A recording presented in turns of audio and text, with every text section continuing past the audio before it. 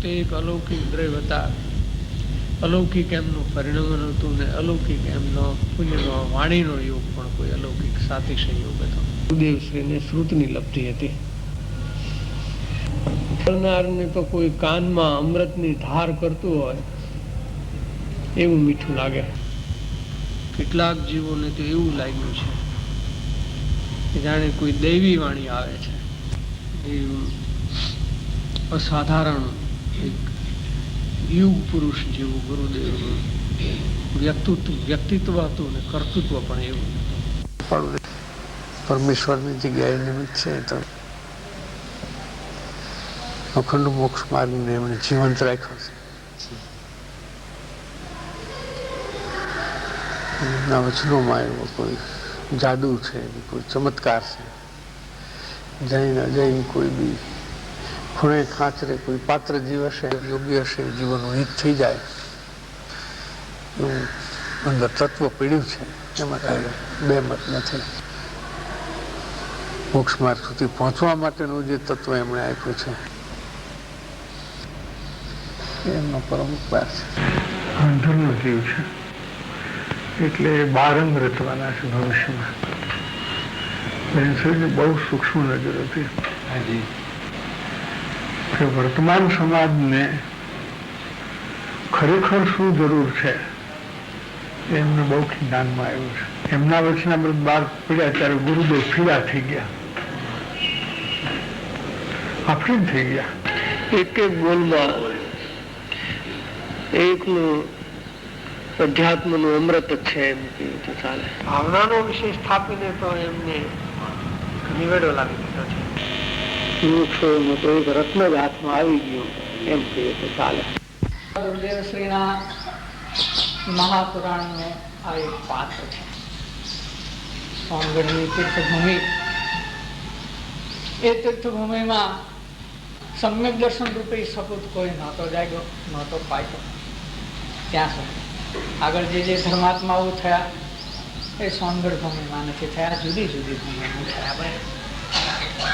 જ્યારે ગુરુદેવની જે સાધના ભૂમિ છે એ સાધના ભૂમિમાં સાધનાનું એક નવું કલગી યશ કલગી ઉમેરાણું અને એ ભૂમિ પણ ફલવંતી થઈ અને એક ફળ પાક્યું. એ સોગાનીજી છે. જે સોગાનીજીનું બહુમાન એ માત્ર એક વ્યક્તિનું બહુમાન નથી, એ સમ્યક દર્શનનું બહુમાન છે. અને જે સમ્યક દર્શન ધારક મહાત્માઓ ધર્માત્માઓ છે તે અનંતા ત્રણેય કાળના ધર્માત્માઓનું એમાં સન્માન છે.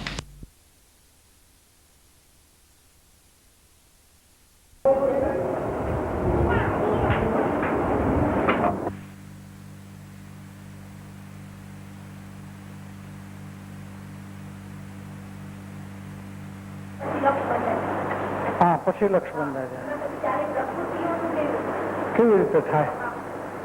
પ્રશ્ન એમ છે कि 4 प्रतिबंध जाने पर लक्ष्य पूर्णता का लक्ष्य हो सकता है, तो फिर 4 प्रकृति क्रोध मान माया लोभ वो किस प्रकार से जाती है? तो ये जो 4 प्रकृति है क्रोध मान माया लोभ, उनका 4 प्रकार है. चारों प्रकृतियों का 4 भेद है. अनंतानुबंधी, अप्रत्याख्यान वर्णी, प्रत्याख्यान वर्णी और स्वंजलन. तो मुमुक्षु की भूमिका में तो अनंतानुबंधी शिथिल होती है, उसका रसमंद होता है, और चतुर्थ गुण स्थान में उसका अभाव होता है अनंतानुबंधी का. लेकिन क्रोध मान माया लोभ का बाकी का तीनों प्रकार चालू रहता है. फिर पंचम गुण स्थान आने से प्रत्याख्यान वर्णी का क्रोध मान माया लोभ का अभाव होता है, और बाकी के 2 प्रकार के चालू रहती है क्रोध मान माया लोभ.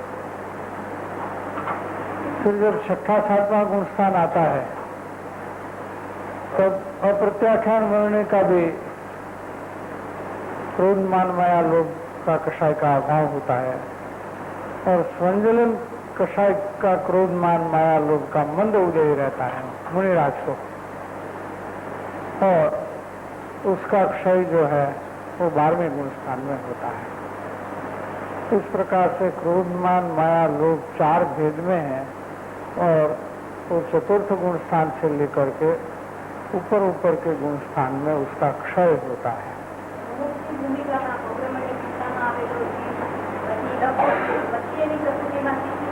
रसमंद होता है। हाँ, इसकी डिग्री जो है, तीव्रता है, तारतम्यता है, वो मंद हो जाती है, लेकिन जाता नहीं है।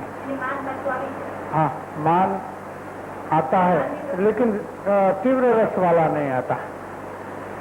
और ज्ञानी को मान आता है, माया होती है, लोभ होता है, क्रोध होता है, तो उसमें अनंतानुबंधी माने चिकनापन नहीं है, रूखापन आ जाता है, चिकनापन मिट जाता है, ऐसा होता है।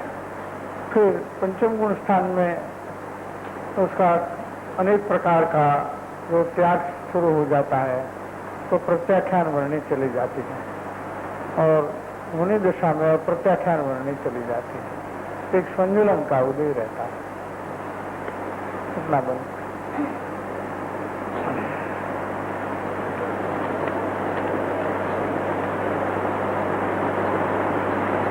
4 प्रकार के प्रतिबंध का स्वरूप क्या है?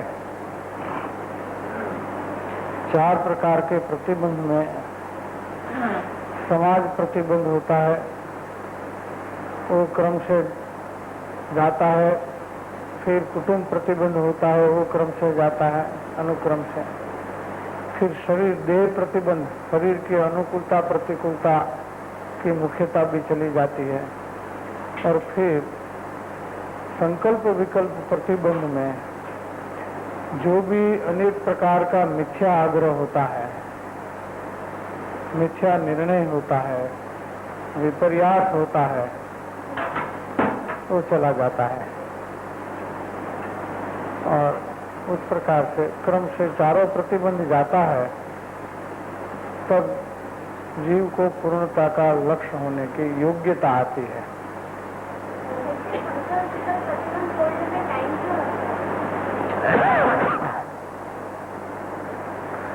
तो जैसी जीव की योग्यता,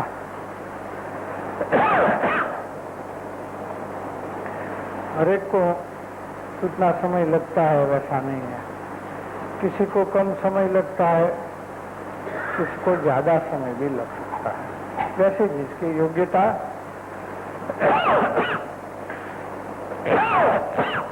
और जैसा जिसका पुरुषार्थ। और समय का कोई इसमें नियम नहीं है।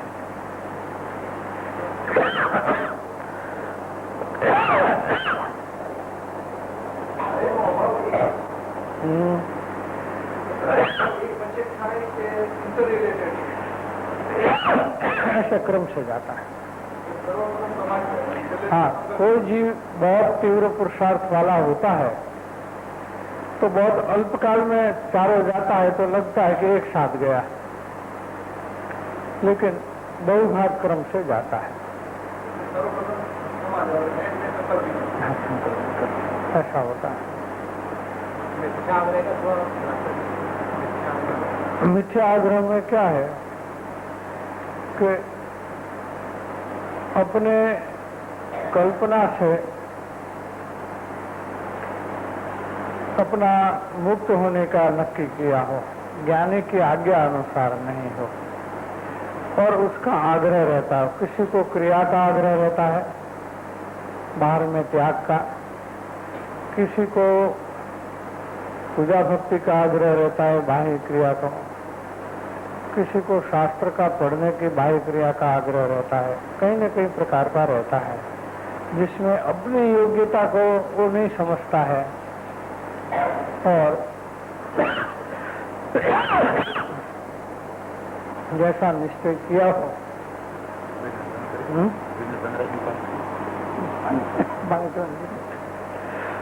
तो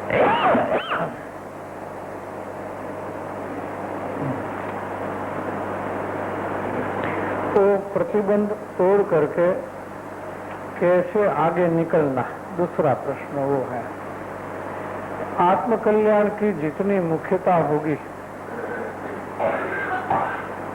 उतना वो प्रतिबंध तोड़ना सुगम होगा। आत्मकल्याण की दरकार जितनी तीव्र होगी उतना वो प्रतिबंध है तो गौण होकर के टूट जाएगा।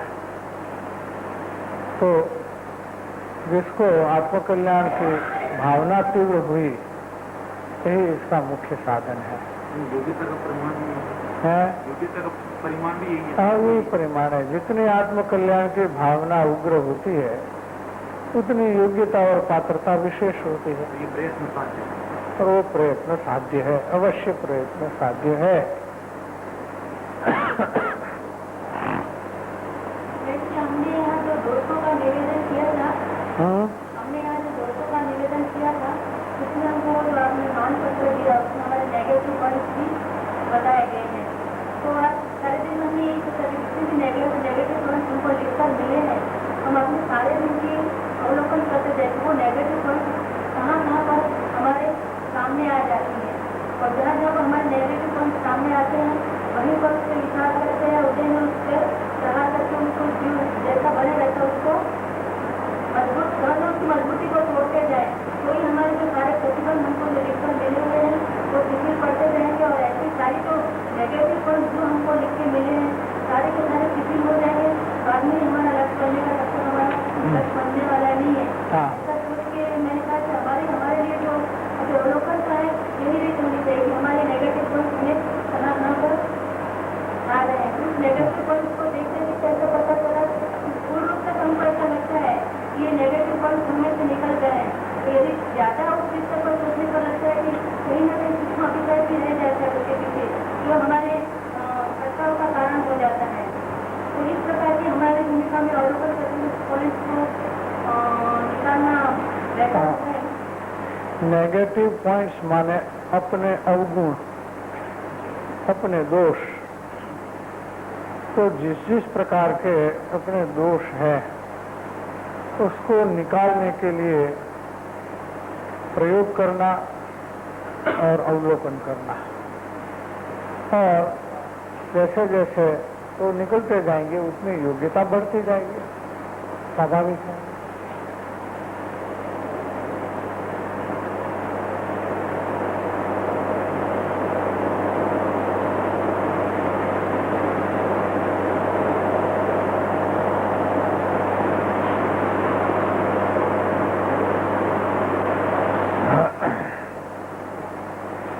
परिणाम में भावुकता नहीं है, परंतु शुद्ध अंतःकरण से भावना हुई है। तो किस कारण से ख्याल में आता है? तो प्रश्न आगे भी चला था, मैं दोहराता हूँ उसका उत्तर कि जो भावुकता होती है वो दूध के उफान की तरह आती है और फिर वो परिणाम मंद हो जाता है। आता है जोर से भाव और जल्दी आता है और चला जाता है, अभी जल्दी बैठ जाता है। तो उसको कहते हैं भावुकता। तो वो इसका स्वरूप है। जबकि भावना होती है और अंतर में से जो भावना होती है वो दिन प्रतिदिन वृद्धिगत होती जाती है। ये भावना का स्वरूप है। भावना में मंदता नहीं आती है कभी, भावना बढ़ती ही जाती है। जबकि भावुकता है तो उसका चढ़ाव उतार बहुत रहता है। दूध का उफान की तरह वो जोर से आती है और जैसा दूध का उफान बैठ जाता है वैसे वो बैठ जाती है।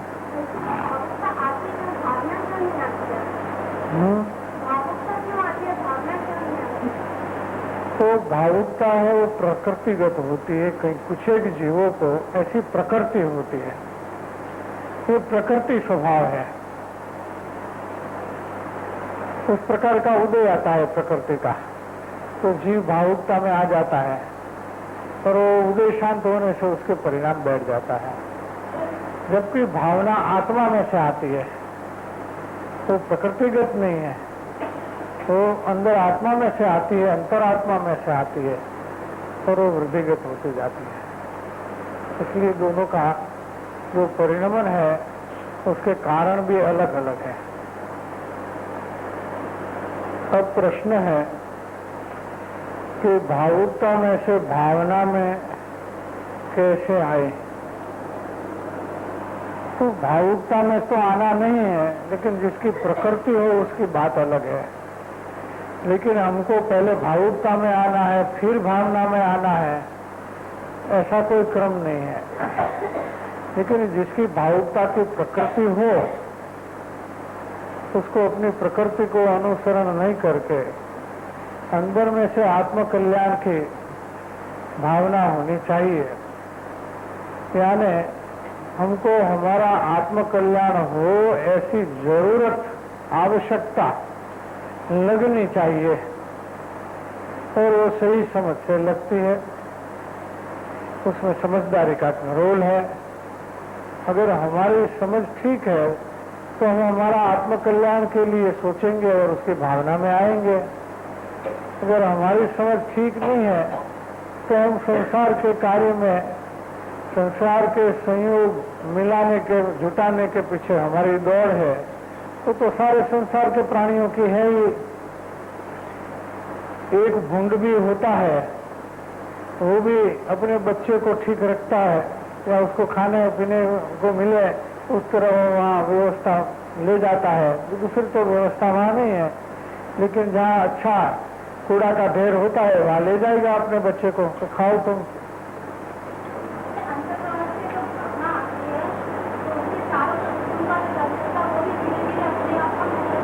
हाँ, अंतःकरण से भावना आएगी और वो तीव्र हो जाएगी तो चारों प्रतिबंध अपने आप जो है वो छूटता जाएगा। उसका वही इलाज है। तो हम कहने वो जा रहे थे कि एक भूंड है, वो भी अपना परिवार का खिलाने पिलाने का बुद्धि रखता है, और हम मनुष्य होकर भी हमारा परिवार जितनी हमारी कार्य की सीमा या हमारी फर्ज, ड्यूटी उतनी ही रखेंगे, तो इसकी बुद्धि में और हमारी बुद्धि में कौन सी विशेषता हुई? कोई विशेषता नहीं हुई। अगर हमारे में कोई बुद्धिमानी विशेष है तो हमको हमारे आत्मकल्याण के विषय में सोचना चाहिए और आत्मकल्याण के मार्ग में हमें आगे बढ़ना चाहिए कि जिससे हमारा जन्म मरण और संसार के अनेक प्रकार का दुख है तो नाश हो जाए, उसका अभाव हो जाए। यही अपने ये बहुत दीर्घ दृष्टि का विषय है। क्या है? दीर्घ दृष्टि का विषय है। हमारा जीवन 150 साल का होता है, उतना ही सोचना ये संकुचित दृष्टि का, शॉर्ट साइट का विषय है। और हमारे मृत्यु बाद भी हमारा अस्तित्व तो रहेगा, शरीर और आत्मा जुदा होगा लेकिन आत्मा का अस्तित्व हमारा रहेगा। तो हमारी क्या अवस्था होगी और हमारी कहीं भी जाएंगे तो क्या व्यवस्था होगी, उसका विचार करके उसके कारण कार्य को, उसके विज्ञान को समझ करके हम हमारे अनंत काल के रहने वाले अस्तित्व के विषय में हमारी सुव्यवस्था बिठाएं, ये हमारा दीर्घ दृष्टि का कार्य है। इसलिए मात्र 150 साल की व्यवस्था बिठाना उतनी छोटी टूकी दृष्टि नहीं होनी चाहिए। अगर हम बुद्धिमान हैं तो हमारी नज़र लंबी होनी चाहिए कि हम अनंत काल रहने वाले हैं, तो हमारे रहने की क्या परिस्थिति होगी, किस कारण से क्या परिस्थिति होगी, इसका विचार हमें अभी करना चाहिए और अभी करने का ये मौका है। पशु गति में ये मौका नहीं मिलता, देव गति में बहुत कम मिलता है। और नारकी में भी वो मौका नहीं मिलता। मनुष्य गति में सबसे अच्छा मौका है, क्योंकि यहाँ हमारी बुद्धि कुछ स्थिरता से काम कर सकती है। देवलोक जितना देवों को राग होता है उतना भोगोपभोग का यहाँ राग भी नहीं है। नारकियों को द्वेष होता है उतना यहाँ द्वेष भी नहीं है। पर पशु गति में मति एकदम आवृत हो जाती है, बुद्धि काम नहीं करती है, उतना नहीं है। यहाँ हमारी मति भी हमारा हित और अहित के विषय में अच्छी तरह काम कर सके, उतना मति ज्ञान भी हमारे पास यहाँ अच्छा है। और हमारे आत्मकल्याण के मार्ग को समझने के लिए सत्संग, सत्शास्त्र आदि व्यवस्था भी मनुष्य गति में सबसे अच्छी है। यहाँ ज्ञानियों का संग मिल सकता है, और जिन्होंने भव भ्रमण का मार्ग को मिटाया है, अभाव किया है, ऐसा मार्ग प्राप्त अनुभवी पुरुष का संग भी यहाँ हो सकता है। इसलिए ये सबसे अच्छा मौका है। यानी सब अवसर आ चुका है। हम मनुष्य भी हुए हैं। छूटने का मार्ग को हम जैन धर्म कहते हैं, वो संप्रदाय नहीं है। जैन धर्म कोई संप्रदाय नहीं है। स्थानकवासी, डेरावासी, दिगंबर, तेरापंथी कोई संप्रदाय नहीं है। वो तो मुक्ति का मार्ग है, जो विषय कषाय पर सम्यक प्रकार से विजय को प्राप्त करते हैं, उसको गुणवाचक शब्द से जैन धर्म कहते हैं। तो उसका विज्ञान है, वो वैज्ञानिक पद्धति है, उसको समझे और उसको ग्रहण करे। तो ये अनुकूलता, सबसे ज्यादा अनुकूलता हमको मिली है। यानी सब अवसर आ चुका है, हम स्वस्थ भी है, अच्छी तरह विचार करने योग्य भी है, और हमारे यहाँ उस प्रकार की व्यवस्था भी है कि हम समझ सके। तो उसका लाभ हमको उठा करके हमको भवभ्रमण का नाश हुए ऐसा मार्ग को, ऐसा उपाय को हमें ग्रहण कर लेना चाहिए।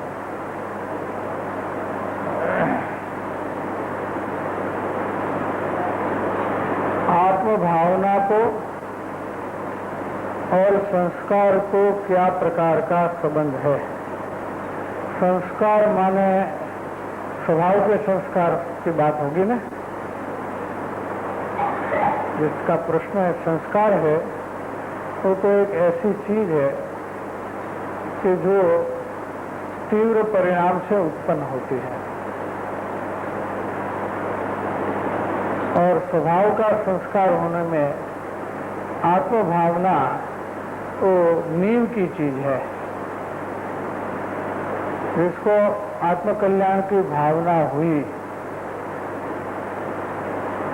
और आत्म स्वभाव की रुचि हुई, तब आत्म स्वभाव का संस्कार डल जाता है या पड़ जाता है। स्वभाव की रुचि दो प्रकार की उत्पन्न होती है। एक रुचि को अव्यक्त रुचि कहते हैं, और एक रुचि को व्यक्त रुचि कहते हैं।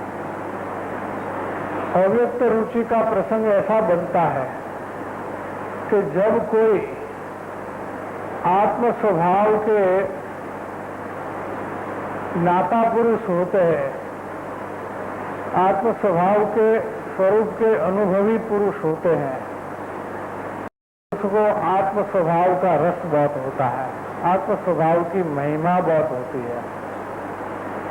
वो आत्मस्वरूप को अपने रस से और महिमा से दर्शाते हैं, और सुनने वाले को बहुत रुचि उत्पन्न हो जाती है, बहुत रस उत्पन्न हो जाता है, अतिशय मात्रा में होता है। तब उसको स्वभाव का संस्कार पड़ जाता है। उसमें उसको स्वभाव का संस्कार पड़ा कि नहीं पड़ा, उनका व्यक्त ख्याल उसको नहीं आता है। अव्यक्त रूप से वो काम बन जाता है, उसको कहते हैं अव्यक्त रुचि। और कोई मुमुक्षु की भूमिका में स्वरूप का भावभाषण तक आता है, स्वरूप की पहचान तक आता है, पदार्थ का निर्णय होता है, तो उसको अनंत गुण निधान, उसको गुण की रुचि तो पहले से ही होती है।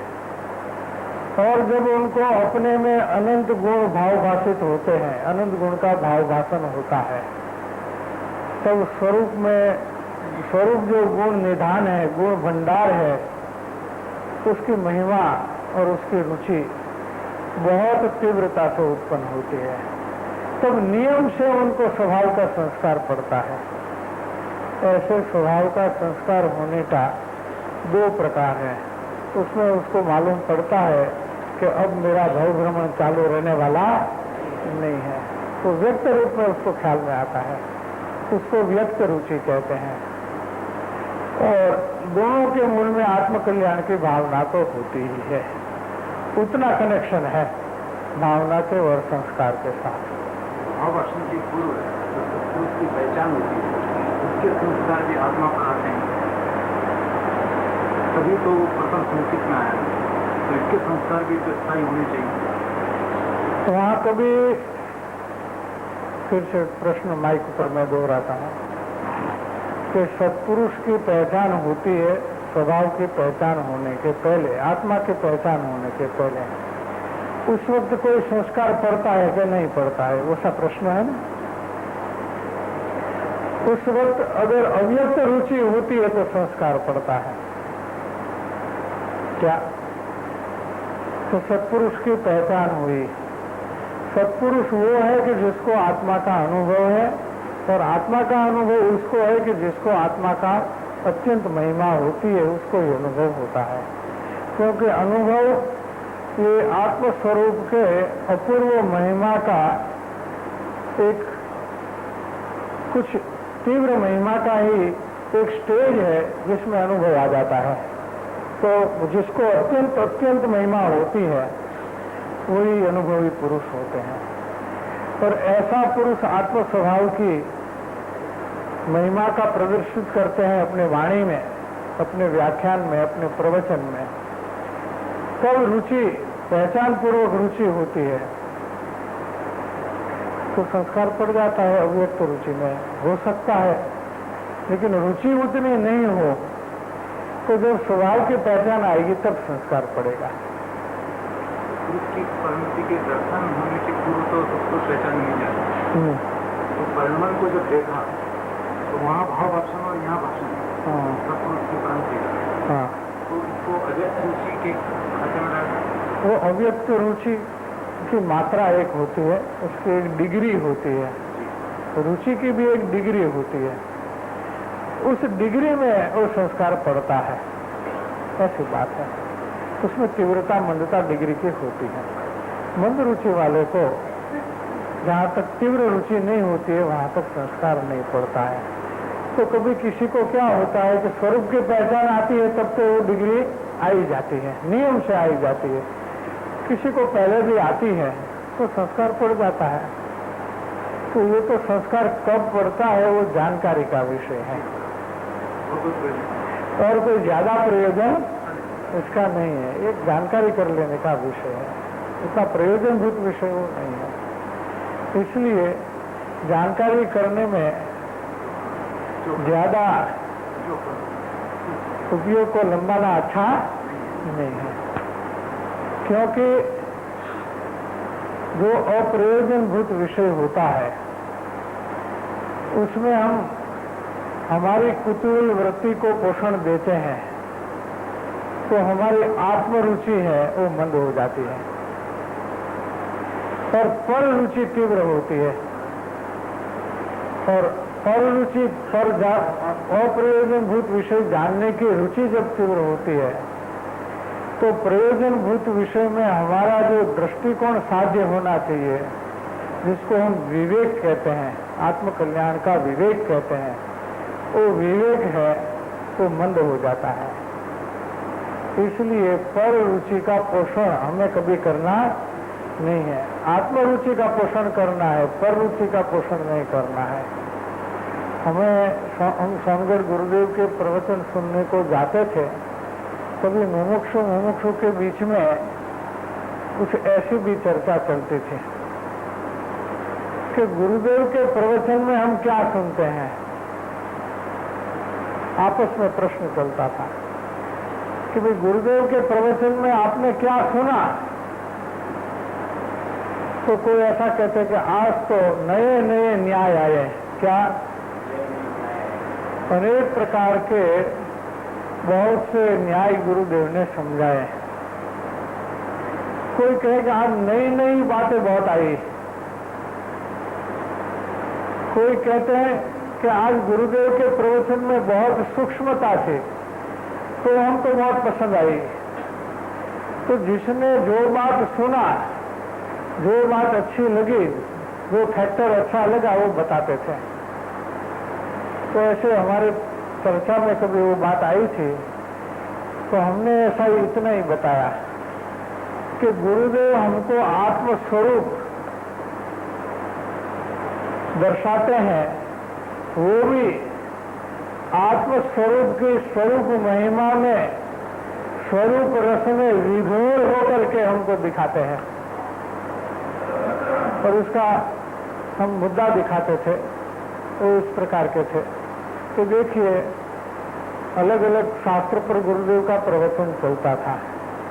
अलग अलग शास्त्र की अलग अलग गाथाएं पर गुरुदेव प्रवचन करते थे, लेकिन उनका प्रवचन का शुरुआत कैसे होती थी कि आत्मा है, ऐसा करके थोड़े वो अंदर में शांत हो जाते थे कि ये आत्मा है, तो ज्ञानानंद, निर्मलानंद, नित्यानंद, ऐसे करके अपना आत्म स्वभाव की महिमा में विभोर हो जाते थे। उसकी पहला वो अपना स्वरूप की स्थापना करते थे, स्वरूप महिमा के साथ। जिसने सुना होगा उसको पता होगा। फिर बाद में जो प्रस्तुत विषय सामने है, उस पर वो अपना प्रवचन चलाते थे, और वो प्रवचन में भी वो आत्म स्वरूप की महिमा बार बार करते जाते थे। जैसे बंध तत्व का प्रवचन चल रहा हो, समय सार बंध अधिकार, तो अबंध स्वरूपी आत्मा का पहला वो स्थापन करते थे। आत्म स्वभाव का स्थापन करके बाद में कहते थे कि बंध का अभाव करने का अधिकार है। क्या?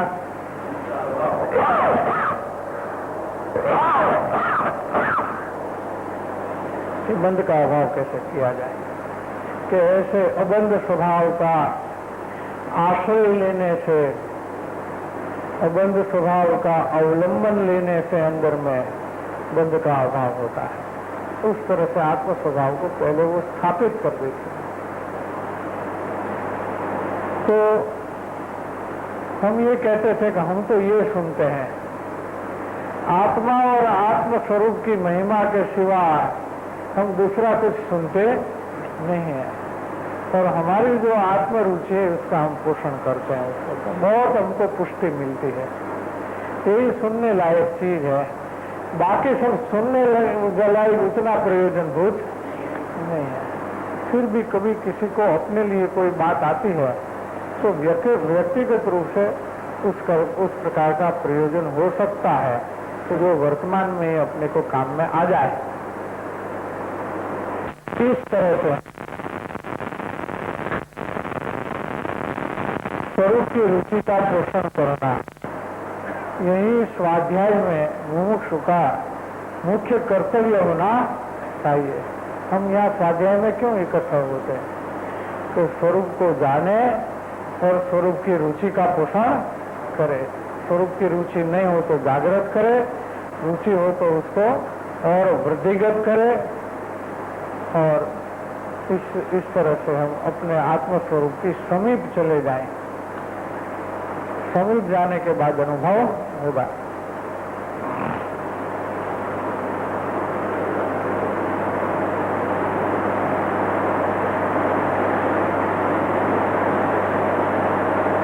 और कोई प्रश्न है तो?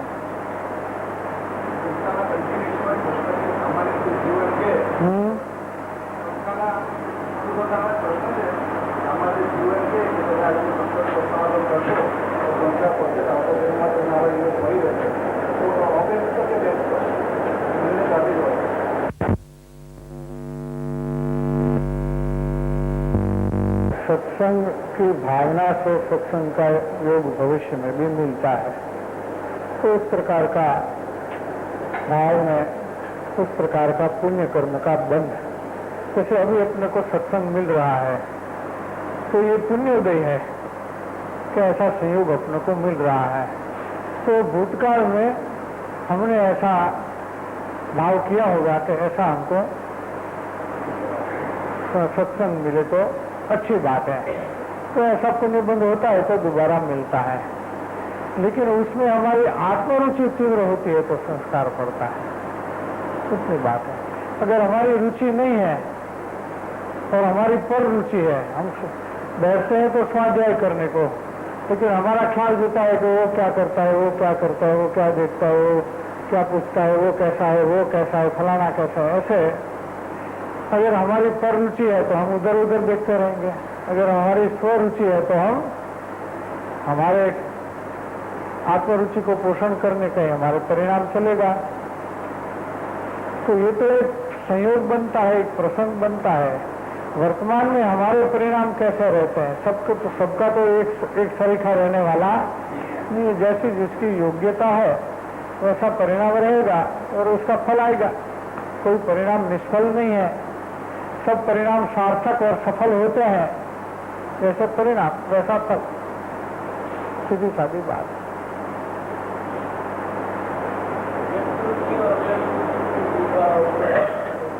हाँ हाँ, तो रुचि में क्या है कि जिसकी जरूरत लगी है, आवश्यकता लगी है, वहां से उसकी रुचि पैदा होती है। रुचि उत्पन्न होने का मूल कि जरूरत में से रुचि उत्पन्न होती है। हमको हमारा आत्मकल्याण, हमारा आत्मा के आश्रय से चाहिए, इसकी जरूरत लगी है तो उसकी रुचि हो जाएगी। और बाहर में हमको बाह्य पदार्थ की जरूरत लगी तो उसकी रुचि हो जाएगी। वो रुचि तो अनादि से है ही, बाह्य पदार्थ की आवश्यकता महसूस होती है और उसकी रुचि भी रहती है, तो इसके लिए हम करते हैं।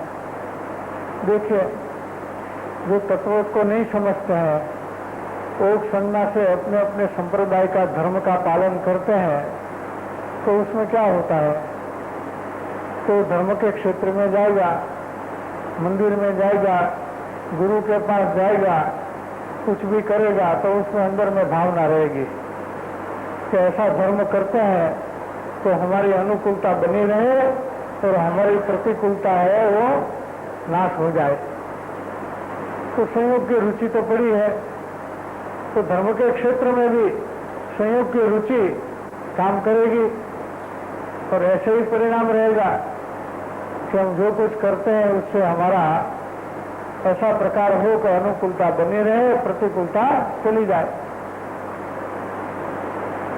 लेकिन जो वितराग मार्ग है उसमें तो इस प्रकार की बात नहीं होती है, क्योंकि सिद्धांत ही हमारा वो है कि सुख आत्मा में है, आत्मा का सुख आत्मा से बाहर कहीं भी नहीं है। ये अपना मूल सिद्धांत है। इसलिए हमें सुख शांति चाहिए तो आत्मा में से चाहिए। बाहर का सुख तो पराधीन है, आकुलता रूप है और वास्तव में सुख नहीं है और सुखाभास है, तो आभास है, वास्तव में वो बात नहीं।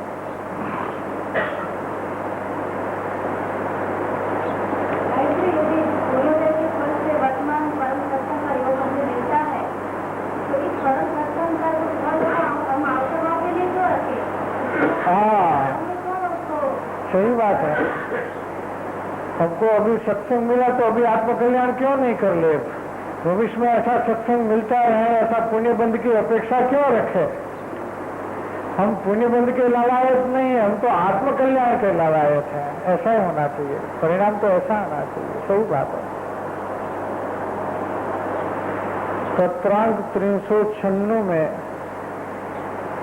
चित्रपट की प्रतिमा का हृदय दर्शन से आत्मस्वरूप का प्रकट होना महान फल है, यह बात कई भूमिका के लिए है, तो इसका स्पष्टीकरण करिए। तेमज हृदय दर्शन की बात स्पष्ट करिए।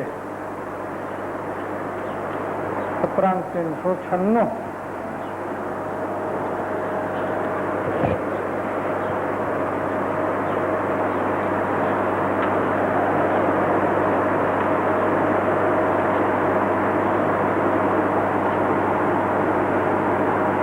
सौभाग्य भाई ऊपर का एक पत्र है।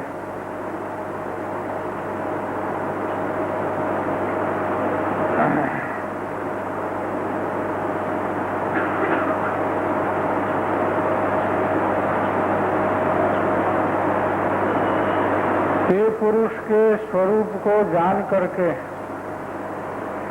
उसकी भक्ति के का सत्संग से बहुत बड़ा फल है, जो चित्रपट के मात्र योग से और ध्यान से नहीं है। क्या हुआ है कि सौभाग्य भाई को एक ऐसा विकल्प आया था कि हम आपका चित्रपट घर में रख लें और उसका दर्शन करें हमेशा हमेशा, क्योंकि आपको प्रत्यक्ष रूप तो हमारे पास है नहीं। आप अलग रहते हैं, हम अलग जगह रहते हैं, तो आपका चित्रपट का घर पे एक रख ले तो उसका दर्शन हम करें। उस विषय में कृपालु देव अपनी ओर से अपने विचार और अभिप्राय बता रहे हैं। क्या बात है, आगे पीछे उसका रेफरेंस क्या है, पुरवार पर संबंध क्या है इस बात का।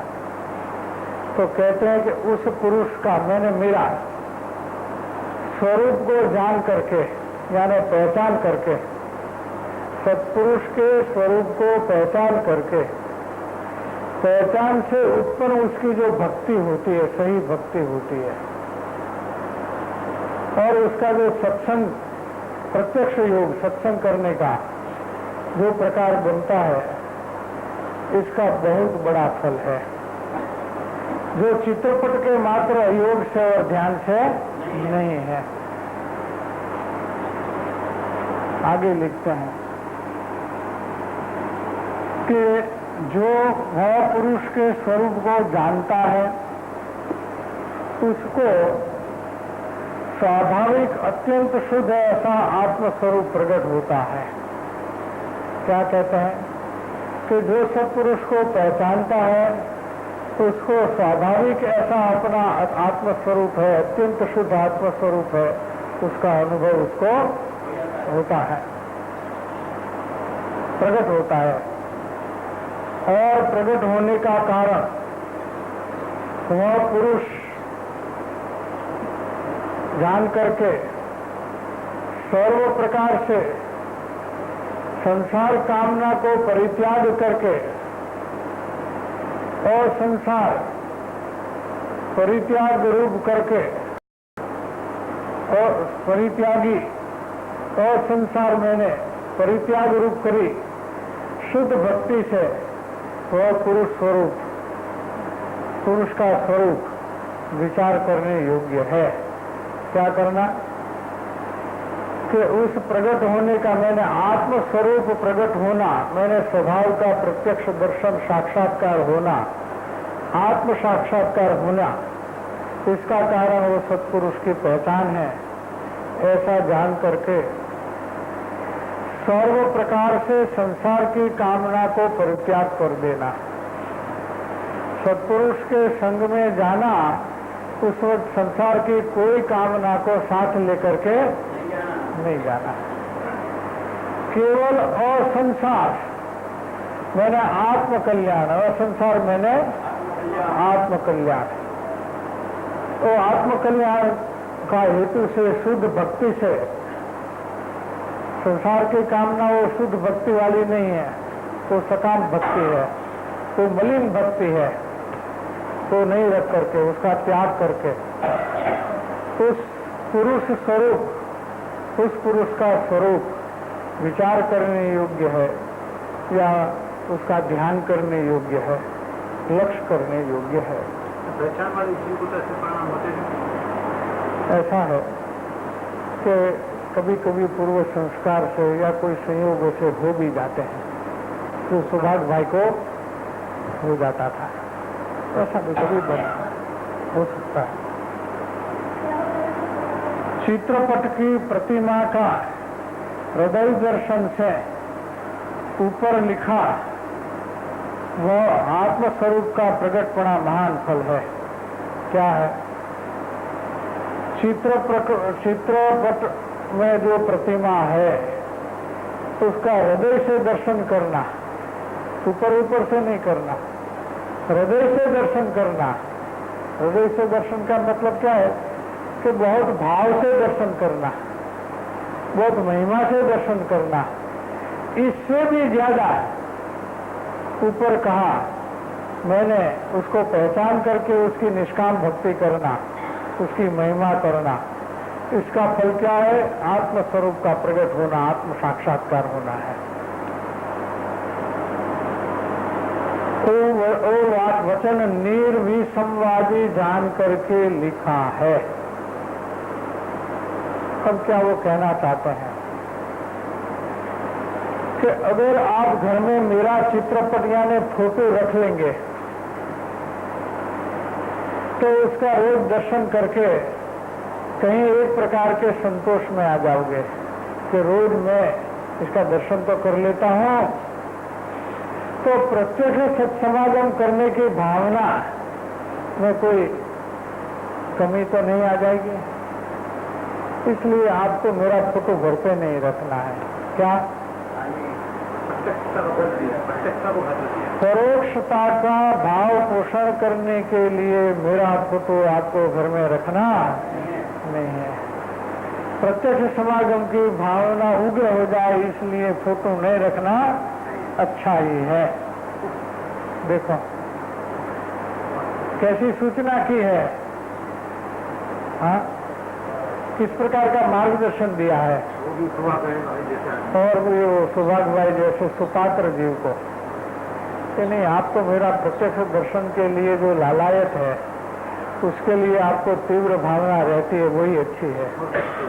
आप हमारे प्रत्यक्ष सत्संग में आओगे तो आप आत्म स्वभाव की प्राप्ति साक्षात्कार कर लोगे और घर में फोटो रख करके दर्शन करके संतोष पकड़ लोगे कि चलो हमने रोज दर्शन तो कर लिया, नित्य हमेशा हम दर्शन तो कर लेते हैं। उसमें आपकी सत्संग की भावना मंद हो जाएगी तो वो भक्ति से उतना फल नहीं है जितना फल प्रत्यक्ष सत्समागम से होता है। तो इसलिए वो बात का विचार कर लेना और हमारी ऐसी सलाह है, सूचना है, भलामण है तो फोटो नहीं रखना है, प्रत्यक्ष सत्संग ही करना है, फोटो मत रखना है।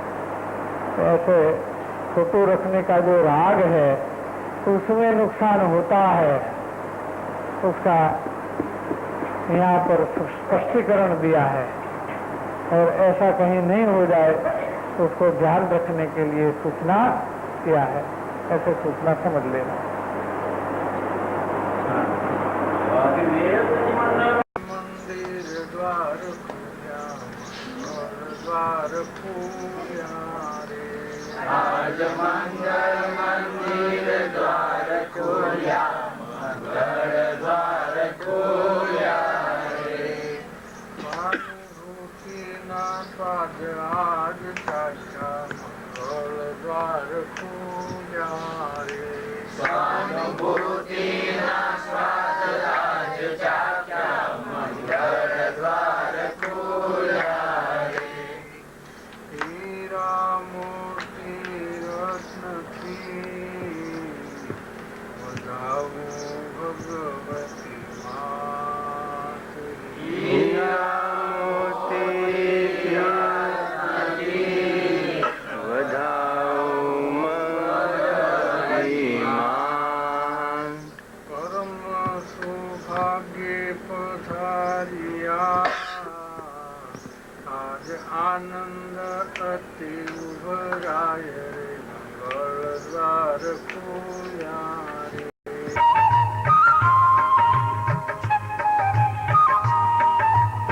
આધ્યાત્મિક એ યોગી છે, આત્મ રસનો ભોગી છે, શુદ્ધ સ્વરૂપ સંયોગી છે, હે પ્રભાવશાળી આત્મા, હે પ્રભાવશાળી આત્મા.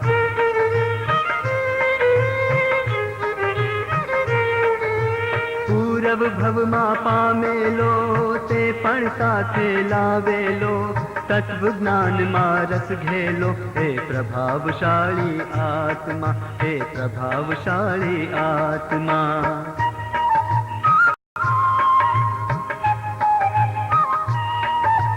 કુંદ સિમંદર વારસ છે, રત્ન ચિંતામણી પારસ છે, અંતર જેનું આરસ છે, હે પ્રભાવશાળી આત્મા, હે પ્રભાવશાળી આત્મા.